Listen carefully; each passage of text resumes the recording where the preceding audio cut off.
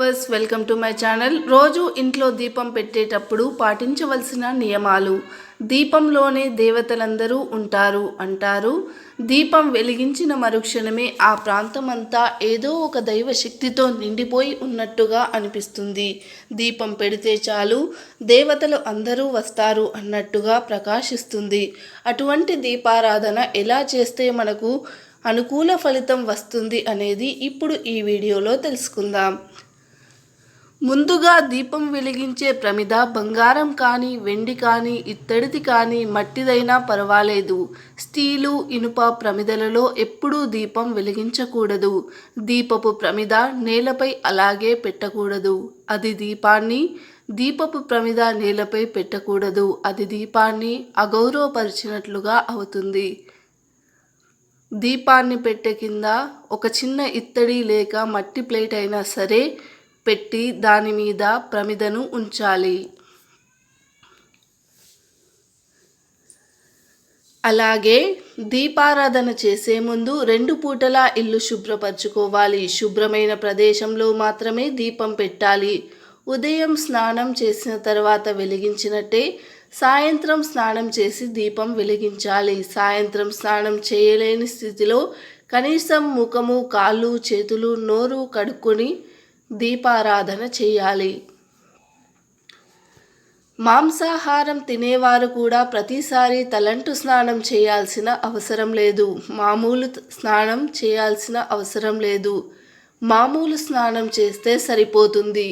దీపారాధన చేసే చోట నీటితో తుడిచి బియ్యపు పిండితో ముగ్గు వేసి చిన్నదైనా సరే కొద్దిగా పసుపు, కుంకుమ చల్లి అప్పుడు దీపపు ప్రమిద పెట్టి దీపాన్ని వెలిగించాలి.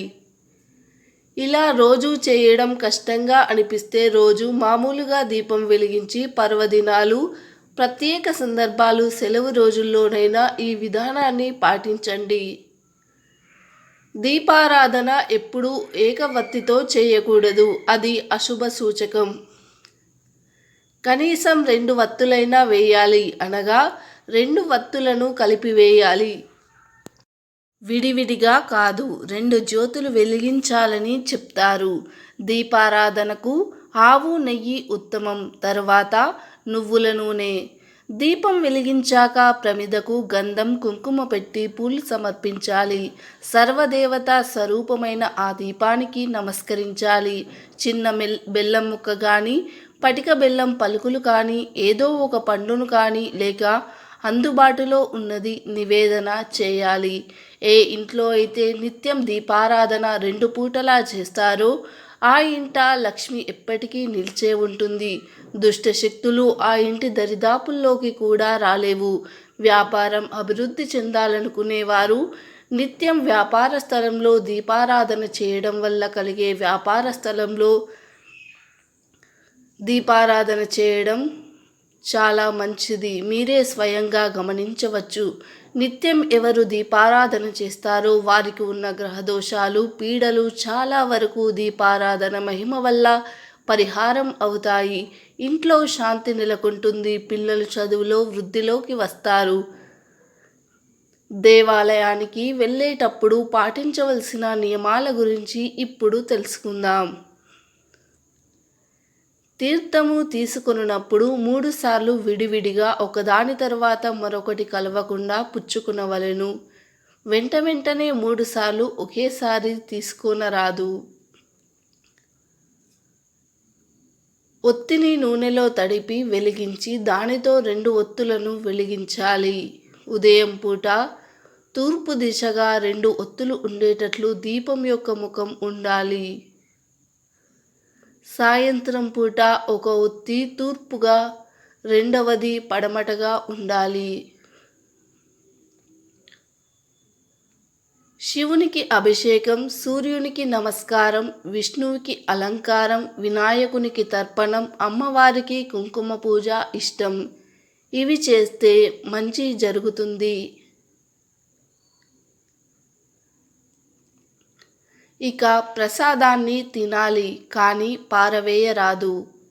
దీపమును నోటితో ఆర్పరాదు. ఒక దీపం వెలుగుచుండగా రెండవ దీపాన్ని మొదటి దీపంతో వెలిగించరాదు. దీపం వెలిగించగానే బయటకు వెళ్ళరాదు.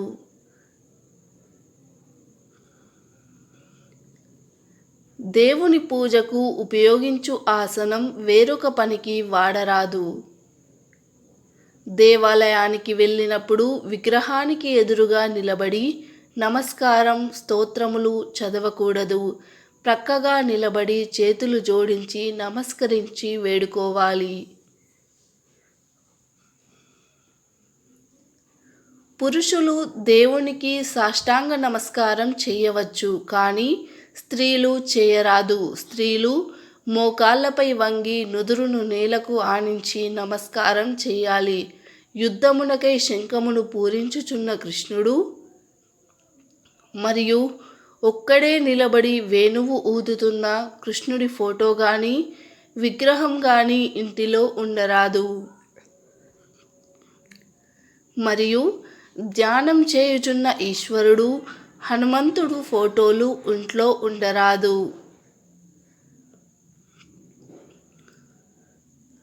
లక్ష్మీదేవి కూర్చొని ఉన్న ఫోటో కానీ విగ్రహం కానీ ఉండాలి. నిలబడి ఉన్నది వాడరాదు. శివలింగానికి నందీశ్వరునికి మధ్యలో మనుష్యులు నడవరాదు. సాయంకాలం 2 సార్లు దీపం పెట్టడం అలవాటు చేసుకోండి. తులసి దళములను పూజ చేయునప్పుడు దళములలాగే వేయాలి.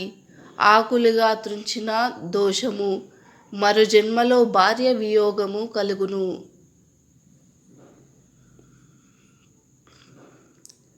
ఏ పుష్పములు అయినా త్రుంచి ఆకులతో పూజించిన భార్యాభర్తలకు వియోగము సంభవించును.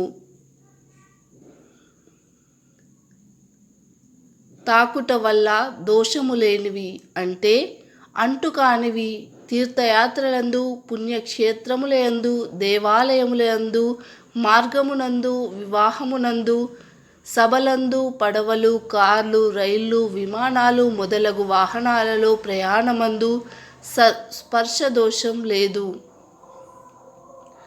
ఆదివారం సూర్యుని ఆలయం, సోమవారం శివుడు మరియు గౌరీమాత ఆలయం, మంగళవారం ఆంజనేయ స్వామి, సుబ్రహ్మణ్య స్వామి ఆలయాలు, బుధవారం వినాయకుడు మరియు అయ్యప్ప స్వామి ఆలయాలు, గురువారం సాయిబాబా, దత్తాత్రేయ, వెంకయ్య స్వామి మొదలగు గురువుల ఆలయాలు, శుక్రవారం అమ్మవారి ఆలయాలు, శనివారం వెంకటేశ్వర స్వామి ఆలయాలు మరియు గ్రామ దేవతల ఆలయాలు వారి వారి సాంప్రదాయ సిద్ధంగా దర్శించుట మంచిది.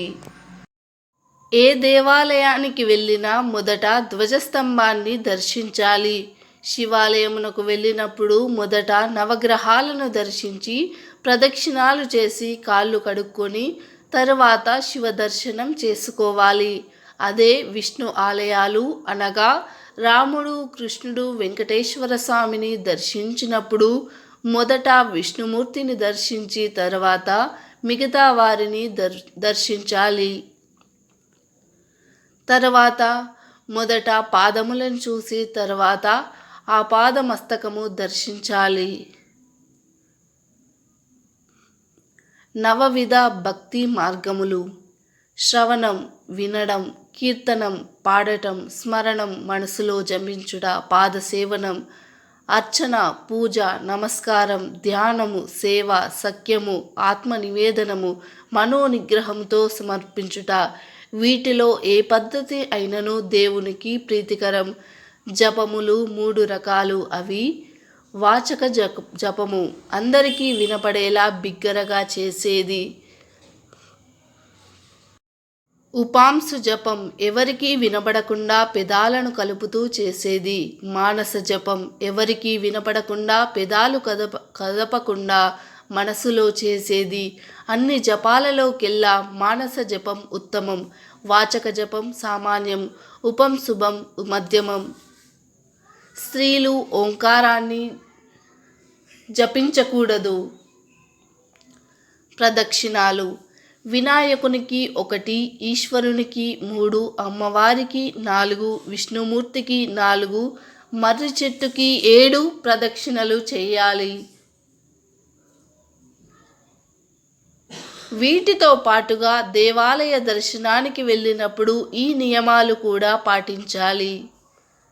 1. కాళ్ళు చేతులు శుభ్రం చేసుకోకుండా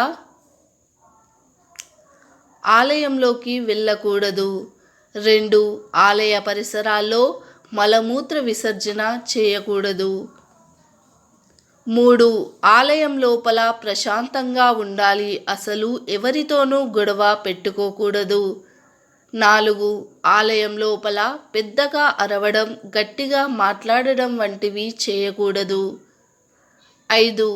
నీవు ధరించే వస్త్రాల వలన ఇతరులకు ఇబ్బందికరంగా ఉండొద్దు. 6. ఆలయంలోకి వెళ్ళినప్పుడు బట్టలు శుభ్రంగా ఉండాలి. 7. తల స్నానం చేసిన తర్వాతనే గుడికి వెళ్ళాలి.